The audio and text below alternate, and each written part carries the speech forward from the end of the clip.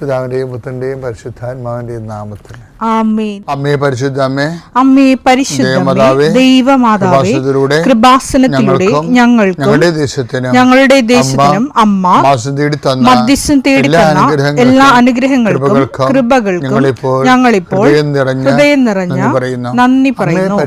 അമ്മേ പരിശുദ്ധമേ, ദൈവമാതാവേ, 2004 ഡിസംബർ 7 ഉച്ചകഴിഞ്ഞ് 2:30 കൃപാസനത്തിൽ സംഭവിച്ച അമ്മയുടെ പ്രത്യക്ഷപ്പെടലിനെക്കുറിച്ച് തിരുസഭയ്ക്ക് സമർപ്പിച്ചിരിക്കുന്ന പഠനരേഖകളുടെ മേൽ സഭാത്മകമായ പഠനം ആരംഭിക്കുവാൻ ഞങ്ങൾ പ്രാർത്ഥിക്കുന്നു.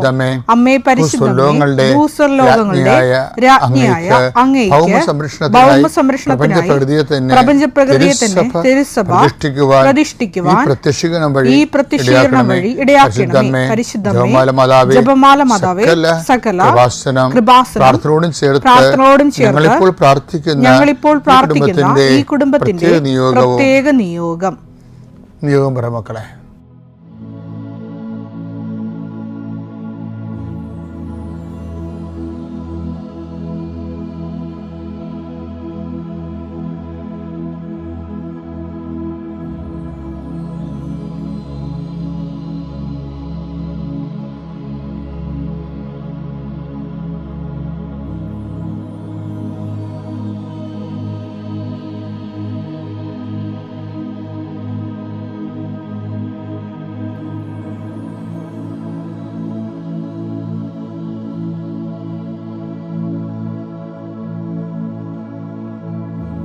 അമ്മയുടെ പ്രത്യക്ഷീകരണത്തിന്റെ ഈ അനുഗ്രഹവേളയിൽ ഞങ്ങൾക്ക് സാധിച്ചു തരുവാൻ കനിയണമേ. ആമേൻ. കർത്താവേ, നിന്റെ ഉന്നതമായ നാമത്തിന് സ്തോത്രം ചെയ്യുന്നു.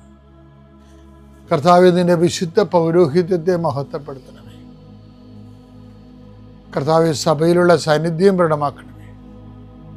40 വർഷം ഞാൻ അർപ്പിച്ച കൃപാനയുടെ യോഗ്യതയാൽ കൃപാസ്ഥാനത്താറെ ജീവനോടെ പ്രത്യക്ഷപ്പെട്ട പരിശുദ്ധ അമ്മയുടെയും മാധ്യസ്ഥത്തിൽ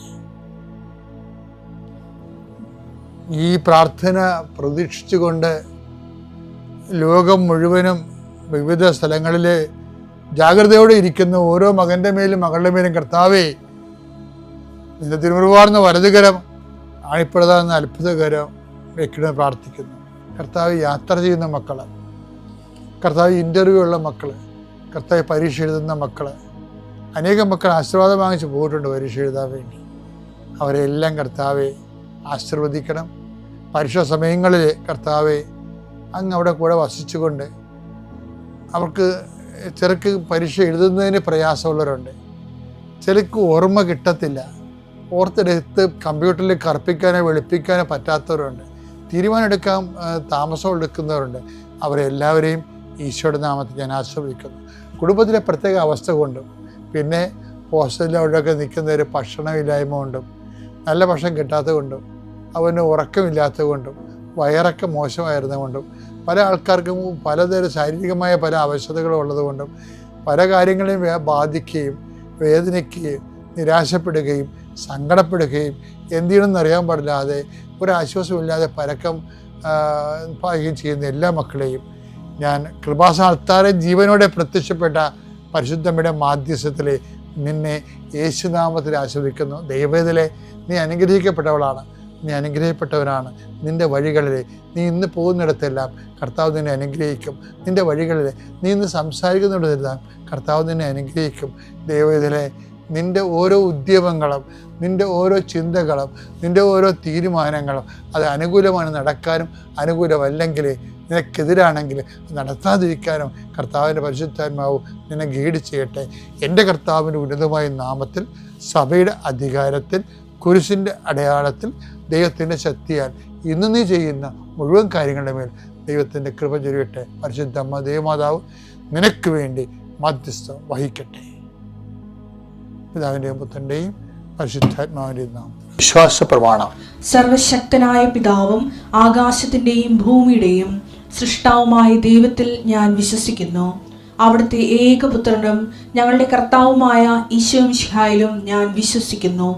ഈ പുത്രൻ പരിശുദ്ധാത്മാവിനാൽ ഗർഭസ്ഥനായി കന്യകാമറിയത്തിൽ നിന്ന് പിറന്ന് പൊന്തിയോസ് പീലാത്തോസിന്റെ കാലത്ത് പീഡകൾ സഹിച്ച് കുരിശിൽ തറയ്ക്കപ്പെട്ട് മരിച്ച് അടക്കപ്പെട്ട് പാതാളങ്ങളിൽ ഇറങ്ങി മരിച്ചവരുടെ ഇടയിൽ നിന്ന് മൂന്നാം നാൾ ഉയർത്ത് സ്വർഗത്തിലേക്ക് എഴുന്നള്ളി സർവശക്തിയുള്ള പിതാവായ ദൈവത്തിന്റെ വലതുഭാഗത്തിരിക്കുന്നു.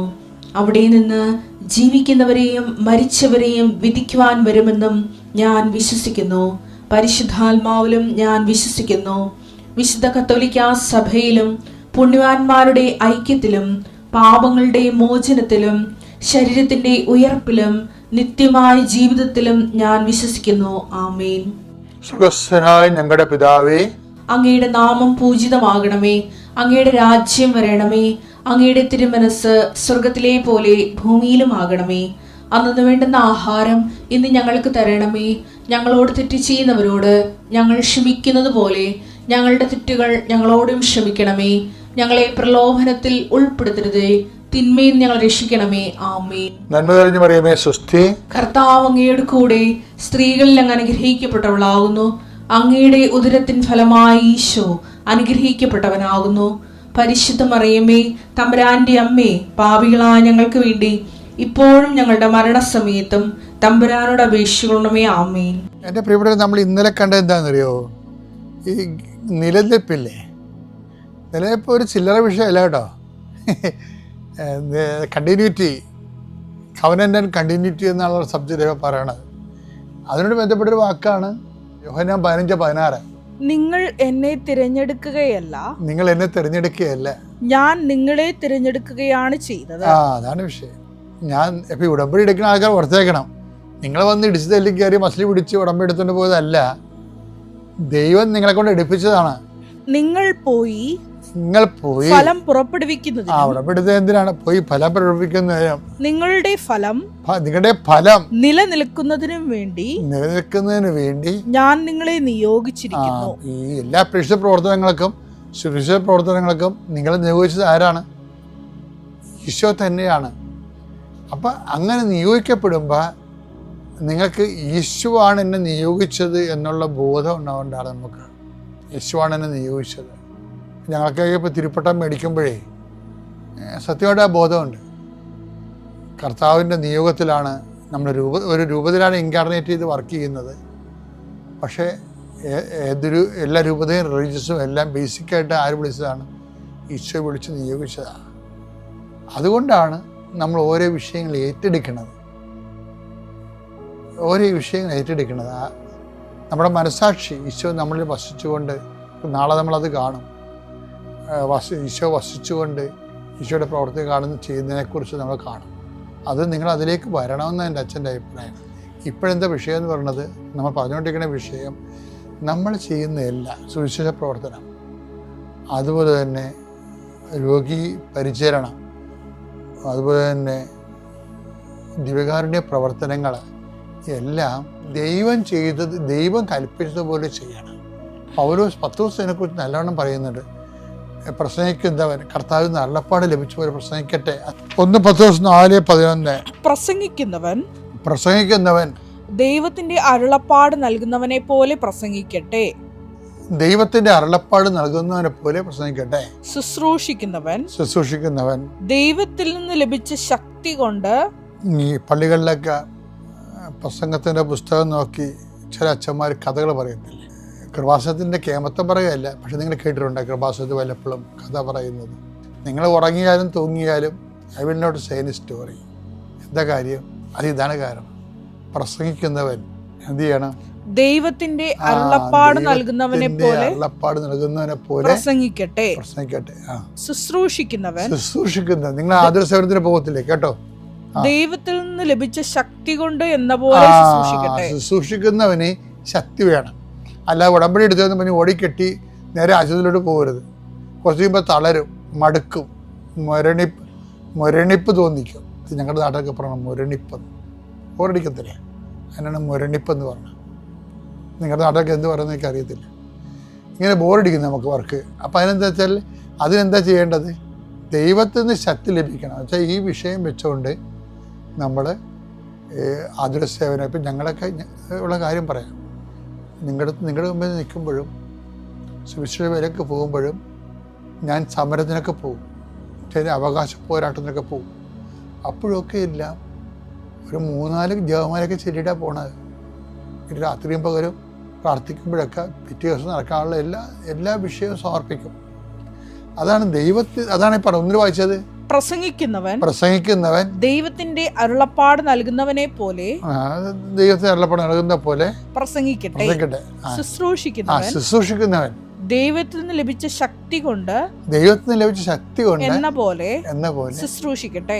അതാണ്. ഇപ്പം നിങ്ങൾ പൊതിച്ചോറ് കൊടുക്കാനൊക്കെ നിങ്ങൾ പോകത്തില്ലേ? രാവിലെ എഴുന്നേറ്റ് നിങ്ങൾ 3 മണിക്കൊക്കെ 4 മണിക്ക് ചോറുണ്ടാക്കി ആശുപത്രി കൊണ്ട് കൊടുത്തിട്ടല്ലേ നിങ്ങൾ ഓഫീസിൽ പോണത്. അങ്ങനെ ഒത്തിരി പേര് ചെയ്യുന്നുണ്ട്. ഉടുപ്പ് കൊടുക്കുന്നവരുണ്ട്. ശുശ്രൂഷിക്കുന്നവൻ എന്ത് ചെയ്യണം? ഒരു ഉത്തരവാദിത്വം, ഉടമ്പടിയുടെ ഉത്തരവാദിത്വം നിർവഹിക്കുക എന്നുള്ള എല്ലാ ഐഡിയ ചെയ്യരുത്. മറിച്ച് എന്താണ്? ദൈവത്തിൽ നിന്ന് ശക്തി ലഭിച്ചവരെ പോലെ ശുശ്രൂഷിക്കണം. അതിനെന്ത് ചെയ്യണം?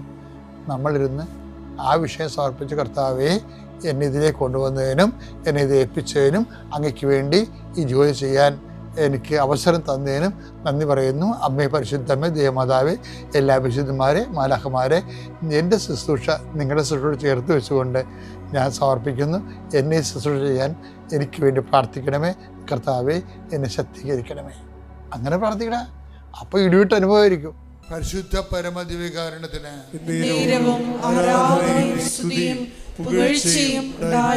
ഞാൻ കർത്താവുമായിട്ട് റിലേഷനിലാണ് എന്ന് പറയുന്ന ഈ ലേഡി സാക്ഷ്യം അവസാനിപ്പിക്കുന്നത് എന്തറിയാവോ? ഞാൻ വെച്ച നിയോഗത്തെക്കുറിച്ച് കർത്താവിനോട് വീണ്ടും സംസാരിച്ചിട്ടില്ലെന്നാണ്. മനുഷ്യന്മാരിങ്ങനെ ഉടമ്പടി വളർന്ന് വരികയാണ്. പുതിയ ആധ്യാത്മിക പുതിയ കാലം. ഇന്നലെ അലക്സൻ ഒരു സാക്ഷ്യം അനലൈസ് ചെയ്ത് അലക്സൻ പറഞ്ഞു, ഉടമ്പടി പുതിയ കാലത്തിൻ്റെ പുതിയ പ്രാർത്ഥനയാണെന്ന്. അത് കറക്റ്റാണ്. ഉടമ്പടി ഒരു കാലഘട്ടത്തെ കുറിക്കുകയാണ്. ഇപ്പോൾ പുതിയ കാലത്തിനെ ഇപ്പം ഇവരെന്താ പറയണത് വെച്ചാൽ, ഞാൻ ഉടമ്പടി ചെയ്തതിന് ശേഷം പിന്നീട് ഒരിക്കലും എൻ്റെ നിയോഗവുമായി കർത്താവിൻ്റെ അടുത്ത് ഡിസ്കസ് ചെയ്തിട്ടില്ലെന്നാണ്. Once and for it is dumped. അത് ഞാൻ കർത്താവിൻ്റെ തിരുസന്നിധിയിൽ വളരെ വിശ്വാസപൂർവ്വം, ഈ ദൈവസ്നേഹം ഉള്ളവർക്ക് ഉണ്ടെന്ന് വെച്ച് കഴിഞ്ഞാൽ ശരണം കൂടുതലായിരിക്കും. പറഞ്ഞ മനസ്സിലാകണ്ട? ദൈവസ്നേഹം കൊടുക്കഴിഞ്ഞാൽ എന്ത് പറ്റും? ശരണം കൂടും. നിങ്ങൾക്കറിയാമല്ലോ, ഈ സമർപ്പണവും, നമ്മൾ സമർപ്പണ പ്രാർത്ഥന കേട്ടിട്ടില്ലേ? അല്ലേ? സമർപ്പണം ശരിക്കും പറഞ്ഞാൽ എവിടുന്ന് അതിൻ്റെ വേരെവിടെയാണെന്ന് അറിയാവോ? സമർപ്പണ പ്രാർത്ഥനയുടെ വേര് കിടക്കുന്നത് യാചനാ പ്രാർത്ഥനയിലാണ്. യാചനാ പ്രാർത്ഥനയ്ക്ക് അവസാനം എന്ത് സംഭവിക്കുന്നു? എവല്യൂഷൻ ഓഫ് ദി ഈ സപ്ലിക്കേഷൻ പ്രെയർ അല്ലെങ്കിൽ ആ പ്രെയറിന് ഒരു യാചനാ പ്രാർത്ഥനയുടെ പരിണാമം എന്താണത്? പരിണമിച്ച് എങ്ങോട്ടാണ് പോണത്? യാചനാ പ്രാർത്ഥന. ചില യാചനാ പ്രാർത്ഥനകൾ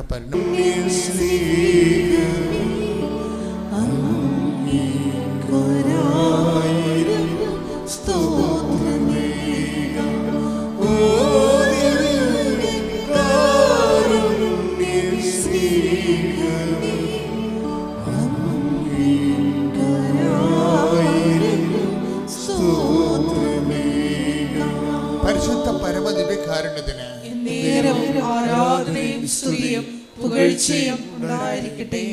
മർക്കോസ് 14:35-36 തിരുവചനങ്ങൾ. മർക്കോസ് 14:35-36 തിരുവചനങ്ങൾ. അവൻ അല്പദൂരം മുന്നോട്ട് ചെന്ന് നിലത്തു വീണ് സാധ്യമെങ്കിൽ ആ മണിക്കൂർ തന്നെ കടന്നു പോകട്ടെ എന്ന് പ്രാർത്ഥിച്ചു. അവൻ പറഞ്ഞു, ആബാ പിതാവേ, എല്ലാം അങ്ങേക്ക് സാധ്യമാണ്. ഈ പാനപാത്രം എന്നിൽ നിന്ന് മാറ്റിത്തരണമേ. ഒരു യാചനാ പ്രാർത്ഥന അതിൻ്റെ എല്ലാവിധ ഉദ്വിഗ്നതയോടും കൂടി എരിവോടും കൂടി തുടങ്ങുകയാണ്. എന്താണ്? അവൻ പിതാവിനോട് പറയുന്നു, സാധ്യമെങ്കിൽ പിതാവ്, അങ്ങക്ക് എല്ലാം സാധ്യമാണ്. സാധ്യമെങ്കിൽ ഈ മണിക്കൂറിൽ നിന്ന് എന്നെ വിടുവിക്കണമെന്ന് പ്രാർത്ഥിക്കുകയാണ്. ഈ പ്രാർത്ഥന നമ്മൾ എങ്ങോട്ടാണ് പോകുന്നതെന്നറിയാം. ഈ പ്രാർത്ഥനയെക്കുറിച്ചും ഈ പ്രാർത്ഥനയുടെ വിധി എന്താണ്? അതിനെക്കുറിച്ച് ഏകദേശ ഐഡിയ കർത്താവിനുണ്ട്. ഈ പ്രാർത്ഥനയ്ക്ക് അവസാനം എന്ത് സംഭവിക്കും എന്നുള്ളതിനെക്കുറിച്ച് കർത്താവിന് പരിശുദ്ധാത്മാവ് ഒരു നോട്ട് കൊടുത്തിട്ടുണ്ട്. Jesus if so even though your price like this, ഇതിൻ്റെ ഒരു ഫെയ്റ്റ് എവിടെയാണ്? ഈ പ്രാർത്ഥന എങ്ങോട്ടാണ് ഡിസ്റ്റൈൻ ചെയ്ത് പോയിട്ട് ഇതിൻ്റെ ഡെസ്റ്റിനേഷൻ എങ്ങോട്ടാണ് പോണത്? അതിനെക്കുറിച്ച് പരിശുദ്ധാത്മാവ് കർത്താവിനോട് ഒരു ആലോചന കൊടുത്തിട്ടുണ്ട്. അതുകൊണ്ട് എന്ത് ചെയ്തു? സാധ്യമെങ്കിൽ പിതാവേ ഈ മണിക്കൂറിൽ തന്നെ വിടുവിക്കണേ. പിന്നീട് എന്താ പറയണത്? എങ്കിലും എന്താണ് പറയുന്നത്? എങ്കിലും എൻ്റെ ഇഷ്ടമല്ല. അത് ഈ പ്രാർത്ഥനയുടെ എല്ലാ പ്രാർത്ഥനയുടെ കൂടെ ചേർത്ത് വെക്കേണ്ട സംഭവമാണത്. എല്ലാ യാചന പ്രാർത്ഥനയുടെ കൂടെ ഇത് ചേർത്ത് വെക്കണം. ഇത് ചേർത്ത് വെക്കാതെ നിങ്ങൾ ഉപ്പിടാതെ കറി വെച്ചിട്ട് കാര്യമുണ്ട്. മരിച്ച ദൂരക്കുള്ള ആൾക്കാർ ഉപ്പെന്ന് പറഞ്ഞാൽ, പ്രാർത്ഥനയുടെ ഉപ്പെന്ന് പറഞ്ഞാൽ എന്താണ്? അതാ കർത്താവ് ഉപ്പിടുന്നത്. അവസാനം എന്താ ഇടുന്നത്? അതിൻ്റെ രുചിയെന്ന് പറഞ്ഞാൽ എന്താണ്? എങ്കിലും. ഇനി വായിച്ചത് എന്നാൽ എന്റെ ഹിതമല്ല അങ്ങയുടെ ഹിതം മാത്രം. ഇതാണ് പ്രാർത്ഥനയുടെ ഉപ്പെന്ന് പറയണത്. ഇതിടാതെ നമ്മൾ പ്രാർത്ഥന വെക്കരുത്, കർത്താവിൻ്റെ ദിവസത്തിന് വെക്കരുത്. നിങ്ങൾക്ക് എന്തിനും പ്രാർത്ഥിക്കാം, പക്ഷെ ഉപ്പിട്ടേക്കണം. എന്താണ്? എങ്കിലും എന്റെ ഇഷ്ടമല്ല അങ്ങയുടെ ഇഷ്ടം നിറവേറട്ടെ. കർത്താവിനെ ഉപ്പിട്ട് പ്രാർത്ഥിക്കാനുള്ള കാരണം, ഈ രുചി പകരാനുള്ള കാരണം എല്ലാത്തിൻ്റെയും കൂടെയും കർത്താവ് പറഞ്ഞിട്ടുണ്ട്. എന്താ കാരണം എന്ന് വെച്ച് കഴിഞ്ഞാൽ,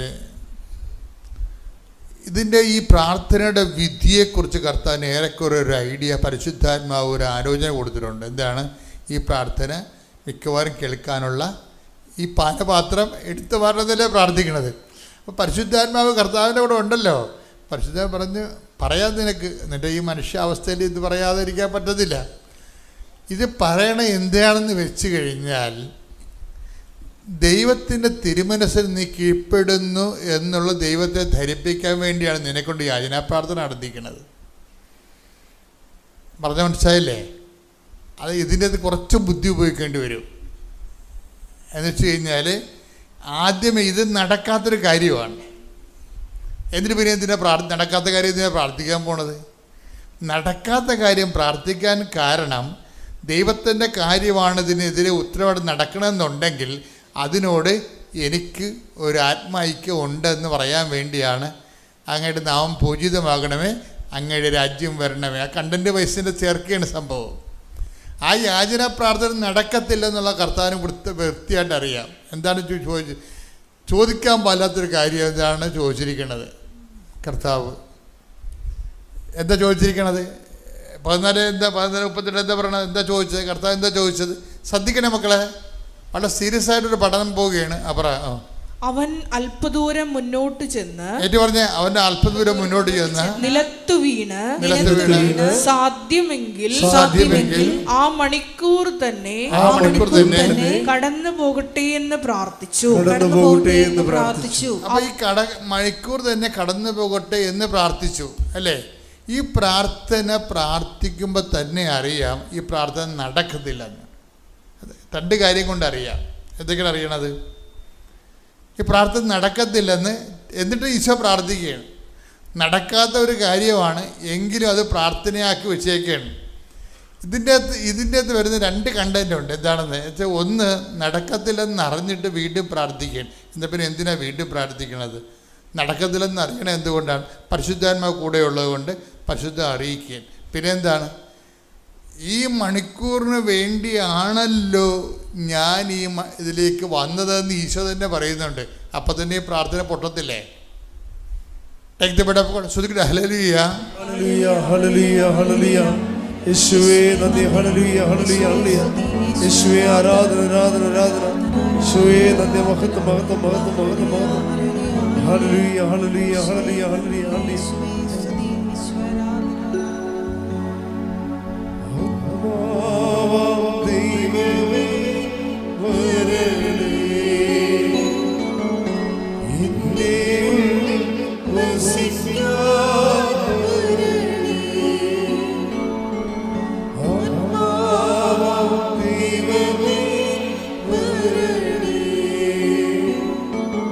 in me.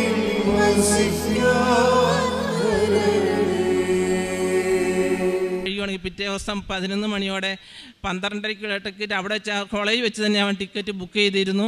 അങ്ങനെ വീട്ടിൽ നിന്ന് 11 മണിയായിക്കിട്ടാണ് പോയത്. അപ്പോൾ ട്രെയിൻ കിട്ടുമോയെന്ന് തന്നെ സംശയത്തിലായിരുന്നു.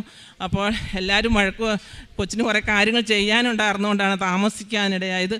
അപ്പോൾ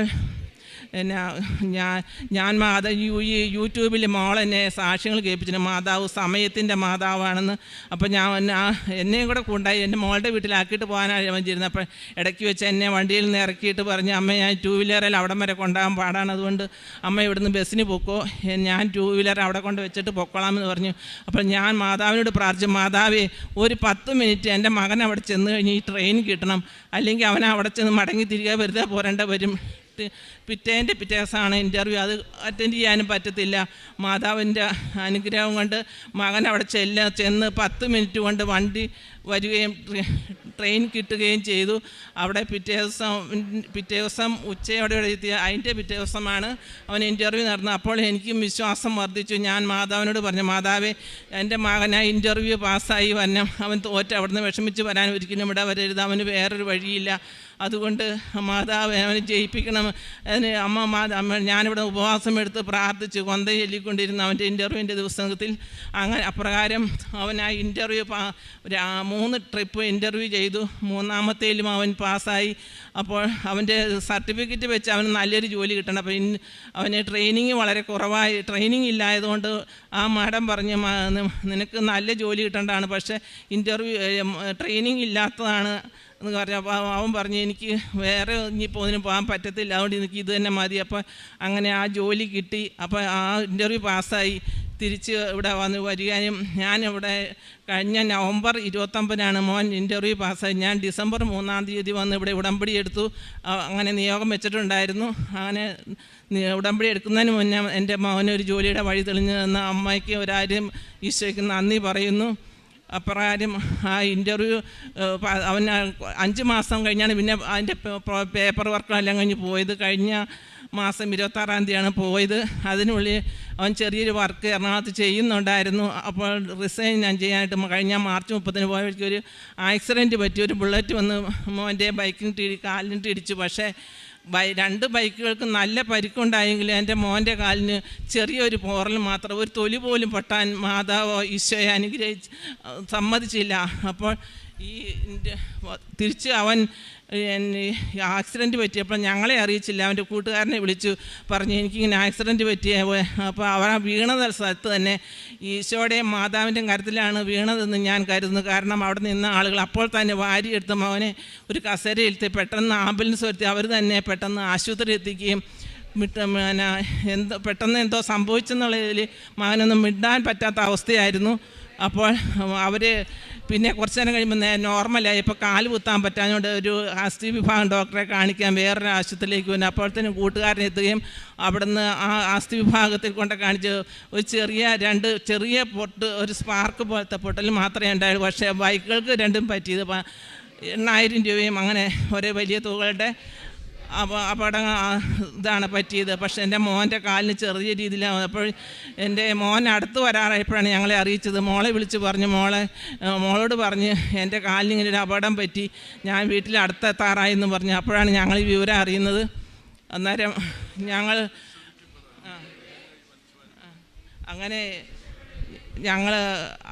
അങ്ങനെ അവന് വിസ കിട്ടാൻ ഇത്തിരി വൈകി. കഴിഞ്ഞ മാസങ്ങളിൽ അവനെ കൊണ്ട് വന്ന് സാക്ഷ്യം പറയാനാണ് ഞാൻ ഇരുന്നത്. അപ്പോൾ വിസ കിട്ടാൻ വൈകിയതിൻ്റെ പുറത്ത് കൊച്ചിന് പോകേണ്ടതിൻ്റെ അടുത്ത ഡേറ്റിൽ തന്നെയാണ് വിസ കിട്ടിയത്. അതുകൊണ്ട് അവനോട് വരാൻ പറ്റിയില്ല, കാലിന് ഒരു കുഴപ്പവും വരാതിരുന്നു. അപ്പോൾ അങ്ങനെ കഴിഞ്ഞ 26 അവൻ ജോലിക്ക് പോയി, അവിടെ ജോലിയിൽ പ്രവേശിച്ചു. രണ്ടാമത് ഞങ്ങൾക്ക് ഒരു ജപ്തിയുടെ പ്രശ്നമുണ്ടായിരുന്നു. വീടും സ്ഥലവും ജപ്തിയിലായിരുന്നു. അത് ജപ്തി ചെയ്ത് പോകാതെ ഈ മാതാവിൻ്റെ ഉടമ്പടിയുടെ മധ്യസ്ഥതയിൽ അത് ഞങ്ങൾ നേടിത്തന്നു. പിന്നെ എൻ്റെ ശരീരത്തിന് ഭയങ്കര നീരും പനിയും ഉണ്ടാകുന്നൊരവസ്ഥയാണ്. ഏത് മരുന്ന് കഴിച്ചാലും ശരീരം മൊത്തം നീര്, അതിനോട് പ്രതികരിക്കുന്നില്ല. അതുകൊണ്ട് അങ്ങനെ ഒരു അവസ്ഥയിലാണ് ഈ ഉടമ്പടി എടുത്ത അന്ന് മുതൽ എൻ്റെ നീര് ശരീരത്തിന് പറ്റിപ്പോകുവാനും എൻ്റെ അസുഖങ്ങൾ മാറിക്കിടാൻ, കാലെ ചൊറിഞ്ഞു പൊട്ടുന്ന അസുഖം ഉണ്ടായിരുന്നു, അതും മാറിക്കിട്ടി. അതുപോലെ തന്നെ ഈ ഉടമ്പടി വസ്തുവും തൈലവും, എൻ്റെ ഭർത്താവ് സൗദിയിൽ ബിസിനസ്സാണ്, അവിടെ ആകെ പരാജയത്തിലായിരിക്കുന്ന അവസ്ഥ. ഇവിടെ കഴിഞ്ഞ മാസം വന്നിരുന്നു. ഞാനത് കൊടുത്തു വിടുകയും അതവിടെ തൂളുകയും തൈലം പുരട്ടി കുരിശ്